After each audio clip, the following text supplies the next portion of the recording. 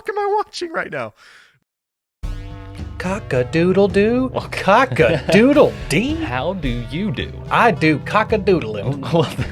I'm just trying to set up the first story, but I'm starting way too early. You are starting way too early. This is the earliest segue I mean, we haven't even addressed that this is the free platform episode. Nope, you didn't give me a countdown like you did last time, so I'm just jumping in. I'm not doing countdowns anymore. Nope, I am. My finger's on the trigger, Michael. I have like these things ready to go. You have to be ready. Yes. That's how you get your best podcasting. I've already got. Like we talked about. You just get in here and you turn on the mics, and now you start talking. Yeah, I don't even know. I'm like a sniper, so I go ahead and like steady the breath, like ready to go. I'm like, and I don't even know when you're gonna start. I'm just ready to. Okay, I'm about to breathe. Every once in a while, I'm like, okay, let me breathe. Right on. And because we're on the free platform, guys, that means you can check this episode out with video. On video? YubTubs. YubTubs? YouTube for everyone else. Everybody else. We got our own slang around here. That's right. Here at Strange Shorts, episode 123. 1, 2, 3? That's right. It's easy as that, man. It's like a code. It's just like the code to get into the studio. 1, 2, 3. 1, 2, 3. I didn't want to forget. Yeah. No. So God, we filmed higher thoughts in here. We can't have a complicated code to get. Cannot. Because I don't come in here enough. There's no way I would remember it. Never. It's like, oh, son of a. What were we talking about with South Park and Tally? It's like, that's the rhythm to Funky Town. It's just the rhythm to one of like the TCG intro. You have to get high to remember.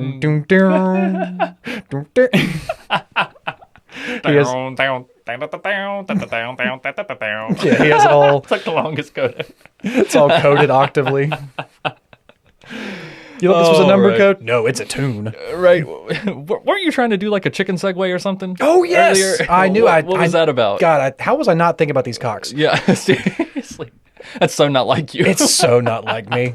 Oh, my God. How did this ever slip my mind, Michael? Especially these, because these are badass chickens. Oh, okay. Because, Michael, we've talked a ton about weird birds on this podcast because they just keep coming up. I don't know why. Birds are weird, dude. They are. Sometimes I don't think birds are real. Some birds, but some birds are. What does that even mean? What do you think they are? Drones. Okay, maybe some of them, but some birds are real. Or just demons. Yeah, they are pretty. They're just very selfish. Yeah. They're probably the most selfish of the animals. They really don't give a fuck. Yeah, it's like them and cats, but yeah, that's why we eat most of them. Yeah, what we always say, they're dinosaurs. Yeah. But right here, Michael, up in Canada, going back to Canada. Oh, here we go. We just did some Canada stuff Sorry recently. about that, guys, but we're going back to Canada. We're going back to Canada. You know. But in rural Ontario, some residents have been confused by some strict bylaws that are, you guessed it, outlawing chickens. Ooh, I think that needs to happen. I think that needs to happen more or less. Like, there's some badass chickens around here that need to be fucking put down. Outlawing chickens. At least some of them. Like, they need to fit some criteria, maybe some background checks on these chickens. I thought you were saying like they can't have chickens. Oh yeah, by this one it says by the patchwork bylaws means hens may be permitted in one township but outlawed in the next. Oh, that is what you mean. Yeah, they cannot own chickens. They cannot have them in the town. That's fucked up. That's kind of scary, actually. With the prices of eggs these days. Serious. That's the whole point. I think actually this was actually a long-standing thing, one of those like old laws that are like, wait a minute, what? What do you mean I can't have a donkey? Okay. So it's not something newly passed. I don't think so, no, because in this right here, in Greg Roberts' house in the township of Maddock, Ontario. Nailed it. The cows grazing across the road it seems to be more or less the common thing. But like 40 kilometers north, there are chickens everywhere. Makes sense. But like it seems like they should be able to have whatever livestock they want. It's just like it's farmland, it's agricultural land. Can you have whatever livestock you want? No. Because only after moving did he learn by Maddock bylaws require residents in rural zonings to own a lot measuring 6 hectaacres in order to actually own chickens. So you have to have like roughly a 7.5 Canadian football fields of land in this little township. Is that what I was just about to ask. What's a hectare is to an acre? Yeah, a hectaacre. I love this. That's the whole Canadian story, so we're not using any kind of American sure you're measurements. Pronouncing that right? Look at this word. Hectare? Hectare? Looks like a hectare. Hectare? Yeah. I thought it was a I thought it was a hectaacre. Off to Google I go to find your flaws. Yeah, correct me. I'm going to bring you down a notch. We're going to see what this is. But either way, 7.5 Canadian football fields in size. Okay, so 1 hectare is 2.4 acres. So almost 2.5 acres. There you go. So you have to have at least 6 hectares in this town to have chickens. Anything short of that threshold, you aren't allowed to have a single egg-laying hen on your property. So you need 15 acres to have some chickens? That's just some bullshit. Exactly, but you can have cows, you can have whatever else you want, but you cannot have chickens in this township unless you are apparently a land baron. Like this is like the what else like these small little county rules. They're like, wait a minute, what the? How did you monopolize chickens? Right, because they want to monopolize eggs. It's all about the eggs. It's all about the eggs. I'm telling you, it's all about the eggs around here, Michael. It is. But even as the city of Toronto moves toward a permanent urban hen program, some rural municipalities in Eastern Ontario don't even allow residents to have the backyard birds. So they're trying to change these laws because, like I said, people want to be able to self-sustain. People want to be able to grow their own crops and have their own eggs and birds and poultry. It should be your right. I mean, it's hard enough. It's not like everyone's going to do it. It's fucking difficult to do. Yeah, I mean, chickens aren't hard to care for, but they're just nasty. They're annoying. Messy. Yeah, and if you don't have a lot of land, then that means you have to have them near your house. And if they're near your house, they take ownership of everything. Yeah, and if you put them too close to the woods, they just get eaten by everything that comes by. Yeah, they are dumb. They're not intelligent birds. No, they are not. But yeah, it's like I said, people want to be able to self-sustain. This is Canada, guys. I thought you guys would be real nice about everything. You can't just let somebody have a goddamn chicken in their yard. Apparently not in Ontario. Apparently not. You got to have a moose. Apparently, you can't have no roosters, but you can have a mooses. A moose? That's have some absurd. moosters. It's absurd. The original petition was started back in 2020 because they tried to get more than 2,000 residents to sign this petition to be like, guys, how are we supposed to have this much land? That's enough land to have a herd of cattle. Right. But apparently I can't have a single chicken in my house or my property unless I have that much land. This is ridiculous, guys. That is. Like I said, Michael's had some chickens. We got some chickens outside the studio. They're I have chickens birds. now. They just pop around.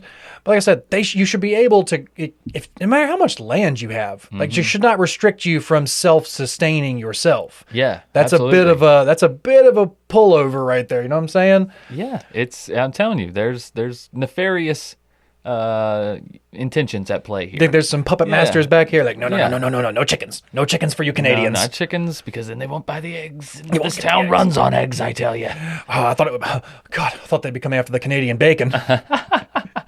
It's the maple syrup next. Now that's a mafia. That is a mafia. We've talked about the maple syrup mafia. That is nothing to play with. They will fuck you up. They will. Guys. Don't fuck with maple syrup like I did this mic stand. But guys, like I said, I feel like everybody should have the ability to self-sustain, to grow their own, to do these things if they want to, and especially in Canada. I know it's a fucking cold wilderness up there in some areas, but there's actually some pretty beautiful areas as well where you can have luscious greens. Tons of beautiful area in Canada. Exactly, and there can be chickens all along the grounds. Like I said, everybody needs to have this opportunity, but I just love that this one town and this one little area in Ontario seems to have a monopoly on chickens. Yeah. Doesn't matter how many you want, as long as if you don't have 15 acres of land, 15 acres, man. No cock for you. Wow. Like I said, we're gonna figure this out later on, but guys, I just wish they could have the openness that we have around here, man. I know, right? Everybody should have little chickens running around. Shit, in America, they're raising chickens on their patios, man. They don't care. Yeah. What was that? I was just thinking of It's Always Sunny in Philadelphia with the denim chicken. Denim chicken? Oh, denim chicken. Yeah, we didn't. Denim chicken? Yeah. Nailed it. You can put your chickens in denim in here. You can. Doesn't Absolutely. even matter. Put little tennis shoes on them. Let them walk around. Yeah.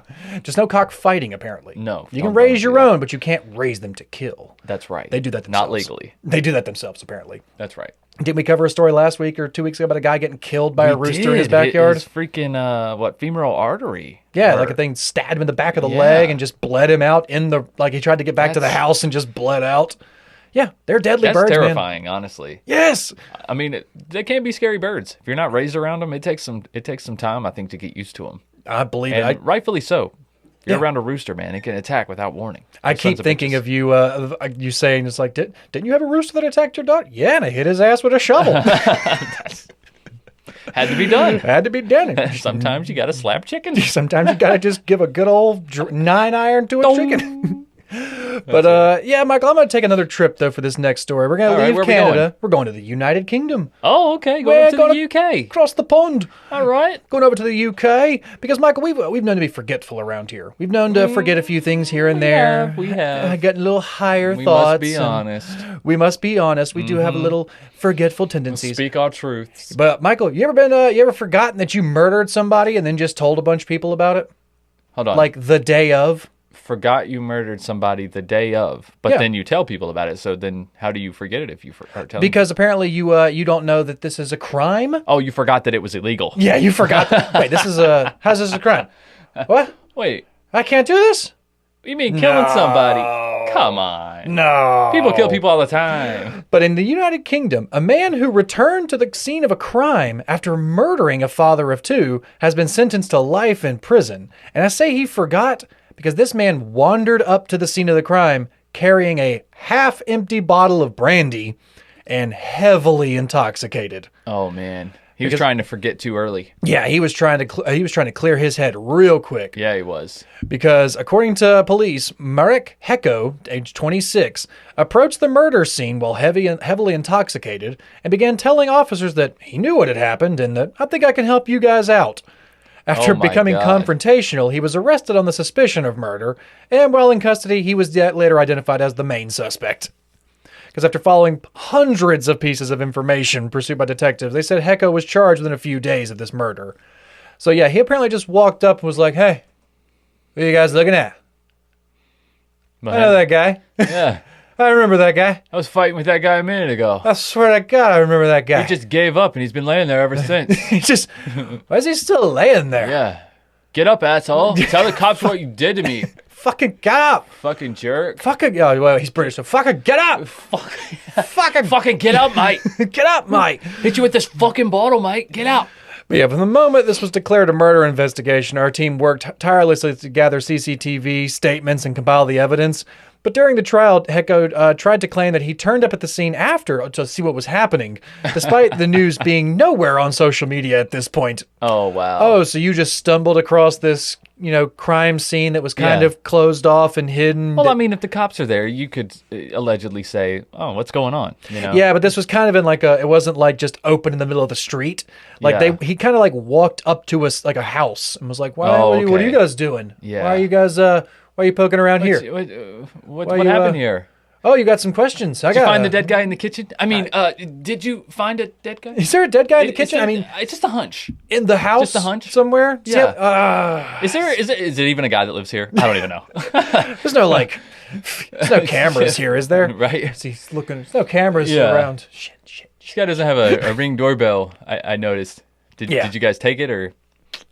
Yeah, like I said, Hecko was found guilty of murder at Clemson Court on March 13th and sentenced to life in prison with a minimum of 26 years. Because apparently this was a senseless attack on Adrian, which has left two children without a father. And I hope that they can move forward and find some closure after Hecko is behind bars.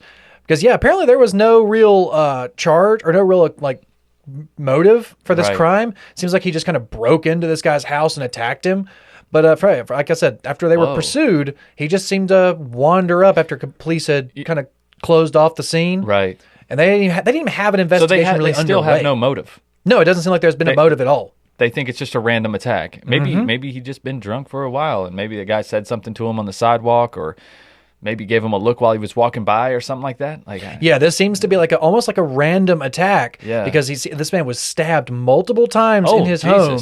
And then this man wandered up after just seeing something. Yeah. Because this wasn't on the news yet. This wasn't on the social media. This hadn't even put out yet. Right. But again, he sees all the cops on the scene. So I guess you could walk up. Yeah, it seems a bit suspicious when someone walks right up to a murder scene as soon as you guys found the murder. Oh, for sure. Yeah.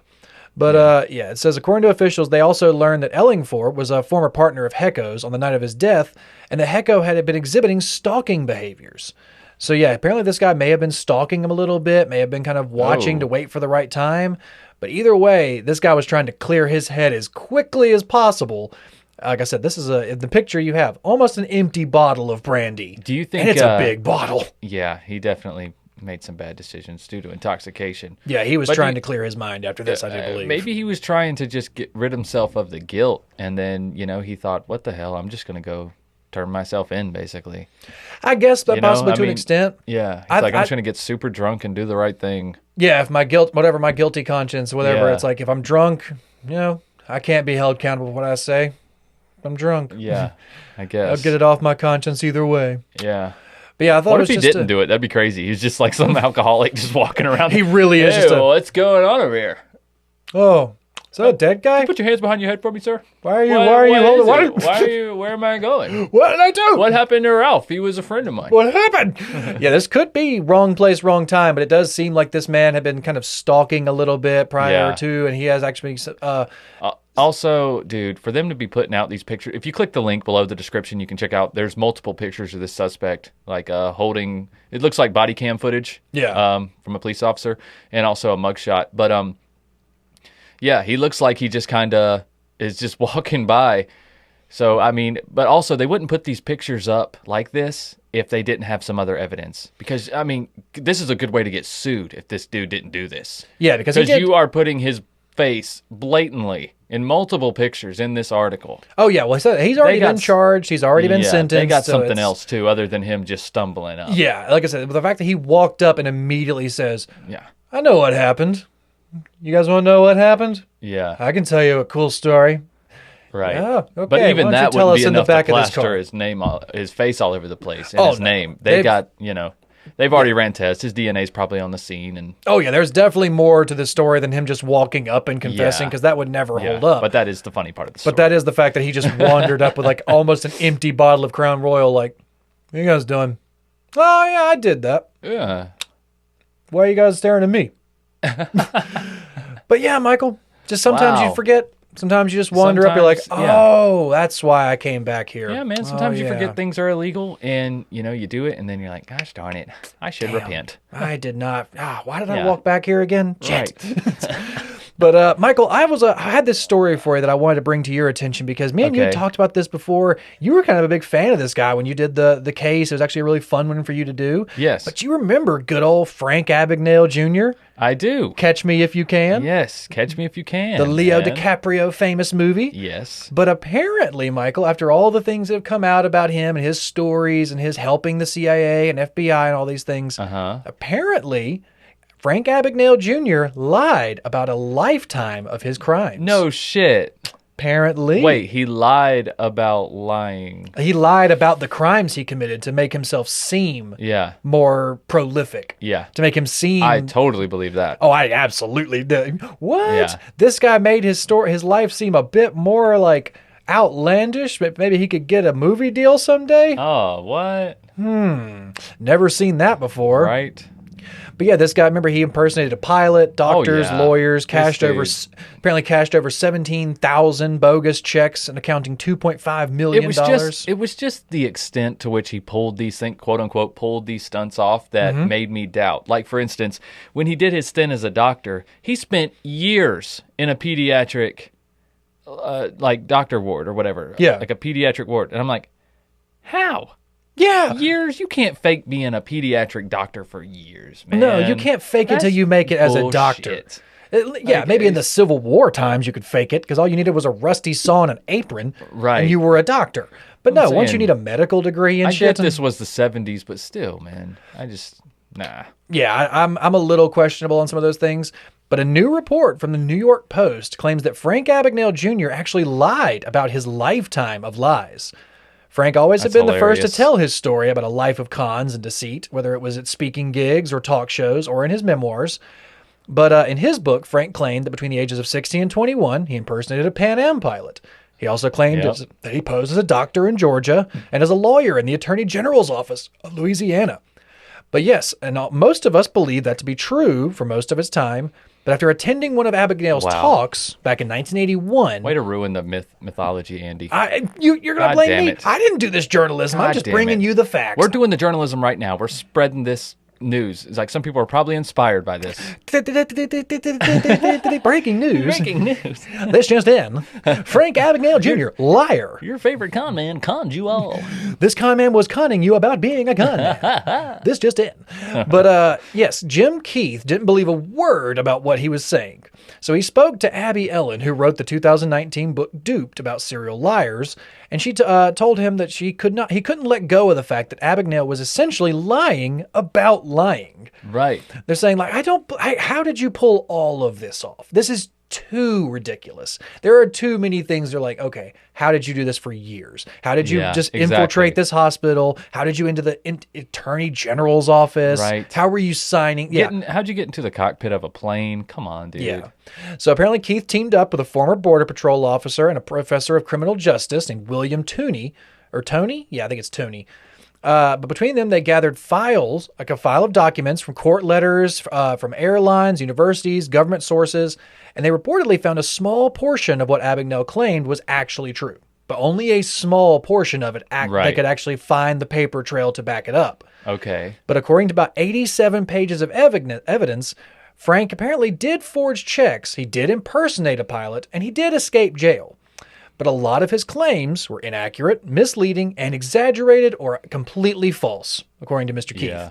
Like I said, I never fully believed that he could get away with all of these things back in the 70s, because yes, it was easy to con people, it was easy to pull things over, but it's not, you cannot create this many extensive, successful lives. Right. Like easily. He had this one point where, like, it's pictured here in the movie, this scene, where he has like this whole entourage of stewardesses on his arm or whatever, and he hires all of these college age girls or whatever to pose as stewardesses to take pictures and stuff. Yeah.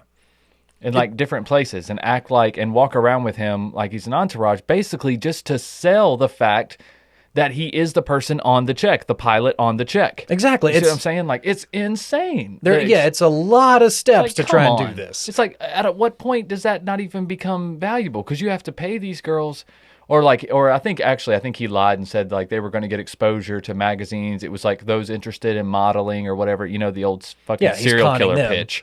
I want to take pictures of you. He's conning them to get more money. And he's never going to pay them. Just so he looks the part. But that's just so far-fetched, man. Yeah, exactly. And they said he did all this between the ages of 16 and 21. Right. Were you that smart at 16 and 21? No, I'm not. None of us are doing all of these extensive, greatly over-exaggerated crimes at these ages. Also, at 21, you're not passing for an accomplished pilot either. And like, no, you're not Doogie There's Howser. There's so many issues with this. But yeah, not only that, he could have not done these cons between those ages. Apparently, between the ages of 16 and 21, he spent most of that time in prison. And they don't seem to ever find that on his record, but they also allegedly found that Abagnale's supposed impersonations of a university professor, a lawyer, and a member of the U.S. Senate Judiciary Committee never actually happened.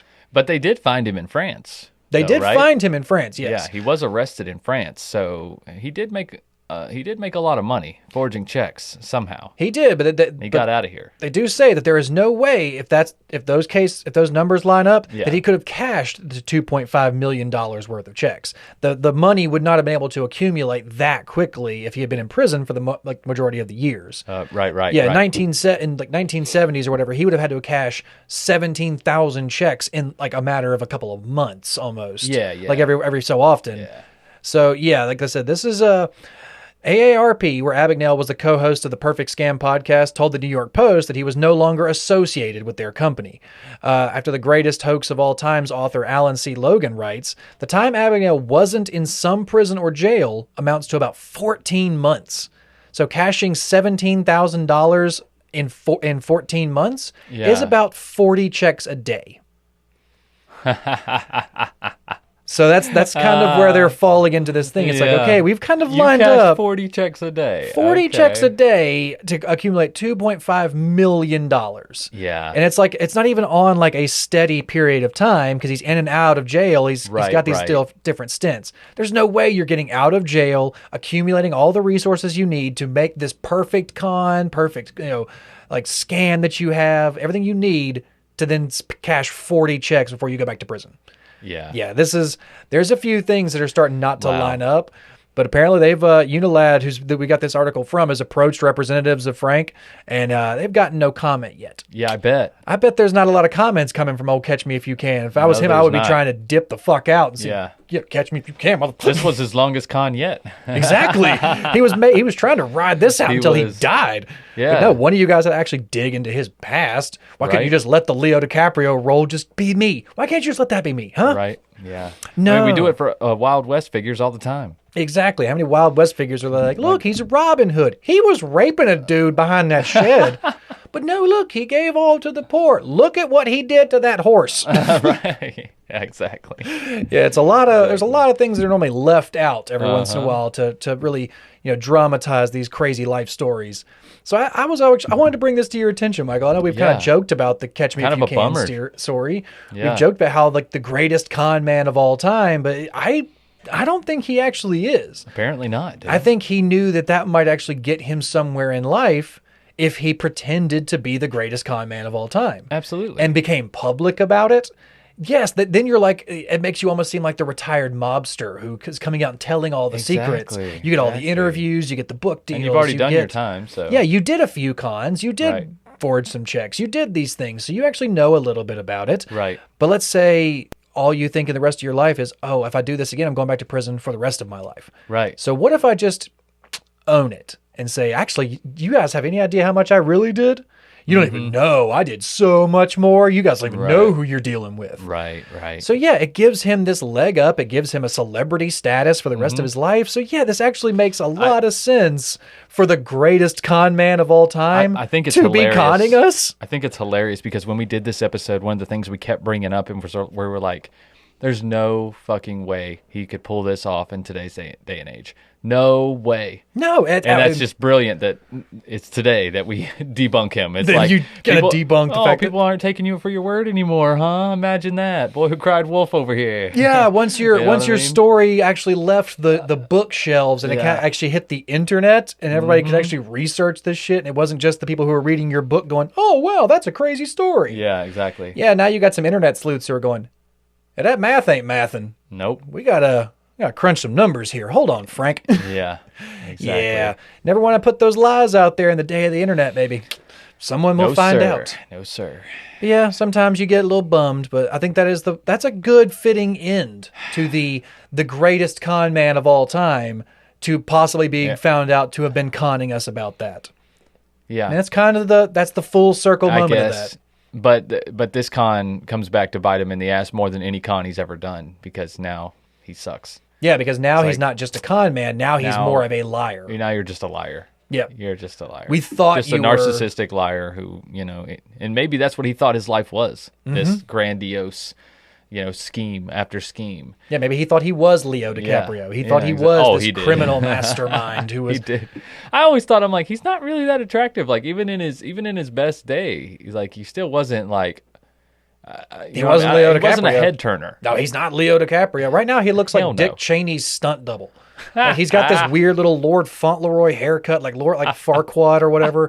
Like, would you just get this? Stop it! Stop growing out the sides. Yeah, Cheney meets Bernie Sanders. Yeah, kind of. Yeah. Especially in his older days. Yeah, because he's got the head shape of a thumb. Yeah. So like definitely no Leo DiCaprio vibes going on for this man. No. But yeah, it makes sense. Let's tell everybody I'm the greatest con man of all time. They don't even know all of my crimes because of how good I was. Right. Right. And who's gonna check me? How are you gonna fact check me back now? But yeah, day of the internet, people can pull records, people can pull your prison dates, your fucking court dates. Yeah, buddy. All those things can just be pulled up on public access. That's right. Your time is up. Yep. Can't just be a snake oil salesman. It's a bummer, anymore, though. guys. It's a bummer, man. That was a fun crime story, Next thing you're going to tell me DB Cooper's fake. I swear to God, if you find that out, don't even bring it on the show. And don't even bring it on the show. I don't think he was fake. I think, we already talked about what happened, Michael. He just paid everybody off on the plane and he just rolled off. We hope so. That's what happened. But I know this is a new New York Post story. Unilad's also covering this right now. There is, like I said, Frank Abagnale has not reached out for comment. He has not later on declared this is false or even said yes. So we'll see if there's anything that comes out from this, but I have a strong feeling that this might be the end of the Frank Abagnale legend. Yeah. So it's pretty much the it. I do hope so, guys. But Michael, I got another story. We're going to go back to Ontario for just a little bit. Oh, God. Back to Canada. Because we had some stupid U.S. driver who did not realize that, Canada doesn't use miles. Oh. What the hell? This ain't the Autobahn? What the hell is a kilometer? A kilo? What's a kilometer? Huh? Kilo? Man, I ain't doing cocaine. What the hell is... Goddamn Canada, legalize everything. Shit. But a driver from New York who was allegedly caught doing nearly double the speed limit in Ontario told police that they didn't realize speed limits weren't posted in miles per hour. Yeah. Yeah, what the hell? I thought I was still in New York. The fuck are these numbers? Yeah. What? The fuck is that, a G? No, that's a 6. What do you need glasses, sir? Right. Yeah, what the fuck? I don't think I need them here. I had an American prescription. I don't have a Canadian one. Right. But yeah, the Ontario Provincial Police, Kevin Winstead told CTV News Toronto that the driver was pulled over on Highway 420. 420. 420, really? Highway 420, baby. No Another way. reason I brought this story to you. I just wanted to let you know that this does exist whenever you need to take a road trip. We do need to take a road trip. And it's Canada, too. It's Canada Highway 420. Yeah. I think this might be the next time we do a road show. But around 3:15 in Niagara Falls, which is about a 10-minute drive from the Rainbow Bridge border crossing, Of course. the posted speed limit in the area is 80 kilometers per hour. Okay. And the 52-year-old driver was allegedly caught doing 142 kilometers per hour. Jesus. He said, I didn't know what the fucking numbers were. Right, It said 80. That's 90 miles an hour for you Americans. So yeah, he thought he was doing 10 miles over the speed limit, which is still speeding, bud. Which is still speeding. Yeah, yeah. You know, not to be one of those people, but it's speeding when you're Still 10 miles speeding. over Excuse me. the speed limit. That's illegal. Where is Leroy when we need him? Right. But yeah, it's like, I didn't know it was in miles per hour. What the fuck? And he's like, well, if you convert 140 kilometers, that's 90 miles. And you're like, yeah, no. You got to figure out math, bud. You're not trying to do not trying to just convert it with like it's 10 more miles, right? Right. It's 10 more, right? He was basically doing like 90 and a 50. Yeah, if you can expect these numbers, that's what he was Yeah. doing. Yeah, he Yeah. was doubling down. He's like, oh shit, I thought it was 80 miles per hour here. I was just fucking going 90. Yeah, so that's a big deal. Right? Got to look at that little kilometer section you know how of your there's- speedometer. There's 2 numbers on Yeah, there. there's 2 numbers on there. Believe it or not, go look. Did you think that was just even for, on your forward? Did you think that was just for looks, just for shits and giggles? Or like, I guess that's like, what is it? Like Elvish? Yeah, what's- Yeah, fuck that. That's a good guess. Ugh, I don't know what that is. What is? We're not in Europe, Fuck Right? that. This is before they ship the cars over here. Yeah, exactly. But yeah, like I said, I just love the fact that an American tourist was like, Highway 420, baby, Honestly, and just burned out. right. And honestly, it can't be the first. That's an honest mistake. Like, let's say you grew up, on a border town or whatever, and you don't go to Canada very much, or maybe you're young, you're 16 years old, go across the border for the first time, and you see a speed limit sign and it says 80. I mean, you're gonna think you can go 80. I do think so, but I feel like at this point, it he's happens 50, more than you think. He's Probably. 52 years old. At this Yeah. point, I feel like it was just like I'm just going to see if I can get away with this excuse. Yeah, that's true. I'm just going to go 'cause real look, fast. You had to see yourself just flying by everybody. You know what Exactly. I mean? That's what I tell people. I'm like, you don't know. I tell my kids, my daughter's about to be driving soon, and I'm like, if you're unsure, just go with the speed of traffic. Just Yeah, don't be right. flying around. Just blend in. Mm-hmm. Just blend in. That's what my dad told me. He was like, never lead the pack. Yeah, just blend Be in. in the middle of the pack. That's right. But because that's the one time I did get really pulled over. I got pulled over doing 90 and a 70, and I was like, the cop was like, "How fast do you think you were going?" I was like, 75, 90. Ooh, Wow. I wasn't. My bad. That's on. Yeah, good job. That's on me. I wasn't. My bad. I was like Yeah. 19, so I was just like, yeah, my bad. I wasn't paying. Yeah. Just hauling ass in like a Land Rover. One gust of wind, and I would just been rolling across that Oh, yeah, highway. you had one of them old square ones. I remember that thing. Yeah, that big old Discovery. Yeah. Can't get that thing to run. Cannot. No, they're garbage. No. Don't even try. The longevity of them is garbage. But yeah, they're calling it stunt driving. But yeah, I love the fact that it's just the Canadians are like, come on, Americans, just learn the metrics, right? It's not the same. We don't come over here. We don't slow down. Right. We don't come to you and then drive. Poking down Main Street. Yeah, we don't come over to yours with your miles per hour and we start going super, super slow. You don't. Come on. Come on, guys. Let's I just. know you're sorry, but come on, guys. You're 52 years old. Like I said, I feel like this was just a guy being like, I wonder if I can get away with this excuse. If I just play dumb, I'm just going to go 90. Just see what happens. When in doubt, play dumb. Exactly. Yeah. It's like the old Chappelle Show joke where he's like, sorry, officer, I didn't know I couldn't do that. Right. Play the dumb Didn't American. know. Play the dumb American. I didn't know I couldn't do that. What There you do go. It's very easy. I thought this was Germany. Thought that's what you guys were famous about, right? Right? But Exactly. we're gonna come back home to America now, Michael. I got All another right. story for you for America, but this time I cannot express the roller coaster of emotion that this story takes you on. Okay. Because an Arizona man was shocked to find out that his deceased mother, his dearly departed mother, that her body was not disposed of the way that he had thought it was going to be, but instead it was strapped to a chair and detonated in a U.S. military blast testing. Whoa. I mean, his mother's body was used for military blast testing? I mean, did she sign up for that? I don't think she did. But the Arizona Body Donation Center, where FBI agents discovered a woman's head sewn onto a male body like Frankenstein. Oh, my. Also sold an elderly woman's corpse to the U.S. Army to be blown up in a blast testing experiment. So, yeah, this little area has already been under some scrutiny kind of recently for doing a little makeshift, Play-Doh back there. Okay. Can't just mix and match parts, guys. This is not Victorian London. You can't just... Yeah, that's pretty fucked up. Yeah, but, I mean, typically they would keep this type of thing secret. I'm curious, really, to see how this guy found out about this. Exactly, yeah. But Jim Stauffer had donated his mother's body to the Biological Resource Center in Maricopa County, Arizona in 2013. She died at age 74 from Alzheimer's, and doctors believe the disease may have mutated, although she did not have the usual Alzheimer's gene, and they hope to study her brain after her death. So neurologists said they could not accept the body. Jim Stauffer donated it to the BRC in hopes her brain could still be used for scientific research. But several days later, he received a wooden box containing his mother's ashes. But he was never told how his mother's body had been used at the center. So he told them, use my mother's body for scientific research. I want her brain to be tested. She had this weird Alzheimer's gene that was not really common. This needs to be looked into. Okay. So years later, the Reuters report revealed that her brain was never used for Alzheimer's research. Instead, her body was sold off to the U.S. Army so that it can be used for an experiment to measure how big them bombs go boom.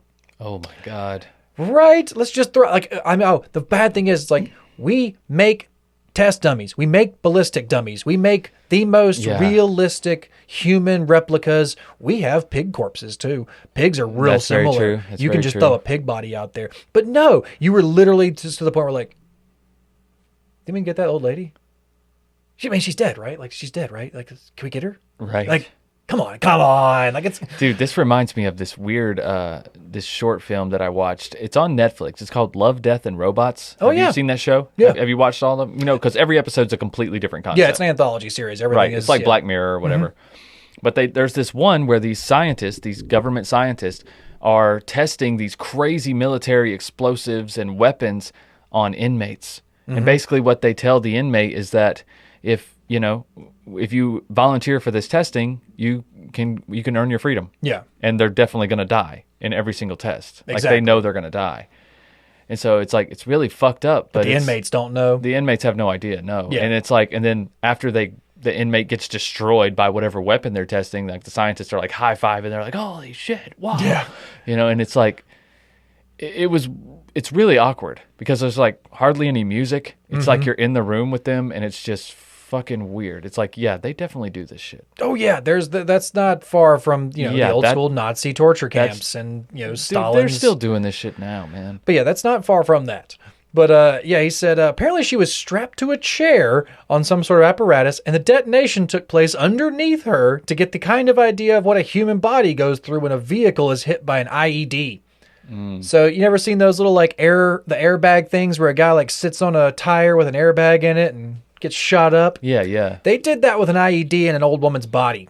Okay. They put her ass in a chair and blew up through her ass through the sky, just to see what it would do. I mean, let's just see what happens. I mean, why test with things that people care about? Why do that? Yeah, I know, right? But there was actually wording on this paperwork about performing this stuff. That's an option on there. It's hey, you want to just let us do what we want with the body? Can we just fuck around with it? Yeah, that's an option.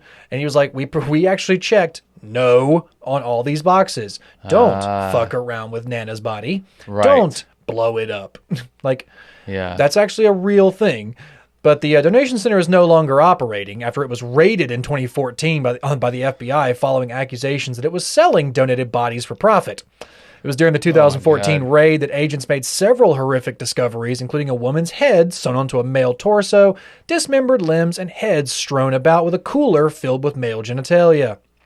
Oh my God. So yeah, like I said, this place was not exactly the most honest and most forthcoming body research center. Yeah. They were already just chopping these things up like it was a pick apart place. Oh my God. Yeah, this is not a junkyard, people. The people don't bring their dead people here to be picked apart. It's not a salvage yard.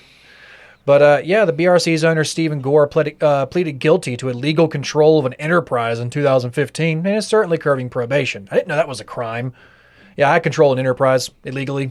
So, well, if your enterprise is selling body parts, then yeah, but you would think you would go to actual jail. He's just currently serving probation. Oh. But yeah, he's one of several. This Jim Stauffer's one of several people currently suing Gore and the BRC. How Gore had stolen a lot more than my mom's body with his actions. Because every time you think about her, there's a memory of the time of that photograph. You're like, well, that's the last time her body was like that. Yeah. So yeah, not exactly what we wanted to. Dude. You bring those ashes home and you just look at that box of ashes and you're like, yeah, I thought she was peacefully cremated. Nope. They blew her ass up like a goddamn turkey. This is Sorry, Mom. I'm sorry. Just so sorry. I get that. Like, it would be hard to get that image out of your mind, knowing that happened. I just don't understand how he found out. Like I said, I feel like after they did the raid in 2014, after the FBI kind of raided this place and started finding all these other things. Maybe he saw a picture. I feel like they probably found some paperwork, and then they were like, "Hey, sir, I know you checked these things." They just went and told these family members. Yeah, there's like several family members they had to go back and tell, being like, "Yeah, we know you checked the possible donation to science, but you see they put some white out and they put Jump Snake Canyon." So if you want to see the footage, she didn't make it. She did not make it. But the footage is pretty cool. So I'll admit, 50-50, but yeah, okay, we'll take him to jail. Wow, dude. But yeah, as I said, that was just it's never what you expect when you donate your loved one's body to science, to be researched, to hopefully help other people. And the only thing it helped was make some soldier's day. Yeah, there's a lot of shady shit around just the funeral industry, the donation of bodies. A lot of that stuff is really creepy. You got to be careful what you check. Like, even if you're an organ donor, it's ridiculous how much rights you give up just being an organ donor or whatever. Exactly. When you die, it's like... And U.S. military doesn't have access to enough bodies already. Not enough fucking bodies around the world. They're just leaving in their treks. They can't just pick up a few and bring them back. Right. Yeah, you really got to start picking up old people's remains at funeral homes, being like, yeah, you're not using that, right? All right, we got a van. Just bring them out. Or worse, they're offing them early so they can use their bodies and shit in places like hospice or whatever. I'm not saying they are. I'm just saying most likely. There are some sketchy things that do go out there, Michael. Yes.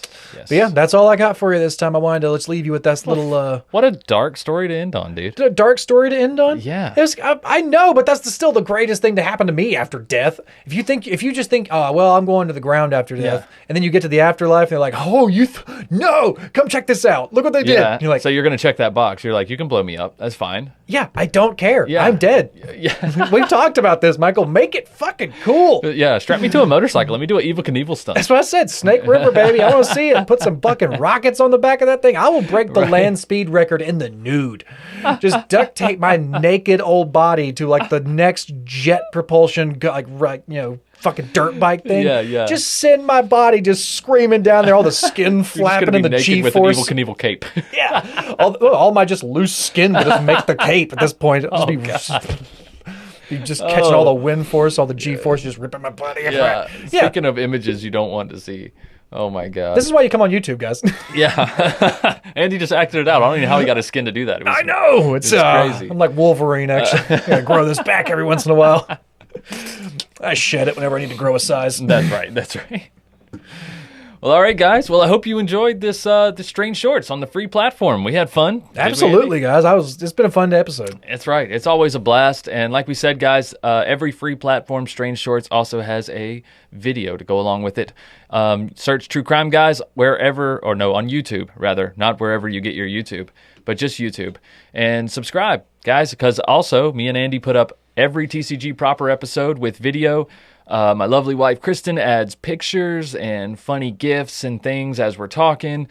And, it's a good time. It's a good time on YouTube. So it really is. Sometimes join us on there. And And if you're not already a Patreon member, you can get on some of those YouTube videos that you might not find on the regular channel. You can see our you can see our Patreon videos where we even dress up. We put on costumes sometimes. We get into character. We have a lot more fun on Patreon. Those videos even show it. So no doubt. So if you guys aren't already Patreon members, check that out before you even go to the YouTube page. Who knows? That's right. And speaking of Patreon, this week is a Patreon episode. So that's why you're hearing this on the free platform. On Sandu or on True Crime Guys. So yeah, the Sandu stories, our newest Sandu stories, chapter, or what is it? 25. 25. Okay, this is actually part 3 of a 3-part episode. And so this will be the finale, the conclusion of the experiment. And yeah, that's pretty much it, guys. So you go check out Sandu Stories when you join Patreon, or you can check it out on the free platform as well. There's, 4 or 5 episodes? I think the 4th episode just came out. Home Sweet Homes just came out. Yep. And I said that it was going to be A Brush with Death. I got them confused. I made so many mistakes on the last episode. Do I even podcast? Listen, if I can do it, anybody can do it. All right? Cast failed successfully. That's right. All right, guys. That's pretty much it. That's all we got for you this week. If you are on Patreon, me and Andy will see you next Monday for another set of strange shorts. But if not, guys, keep creeping and be strange, but don't be strangers and all that good stuff. And we'll see you next week. Bye.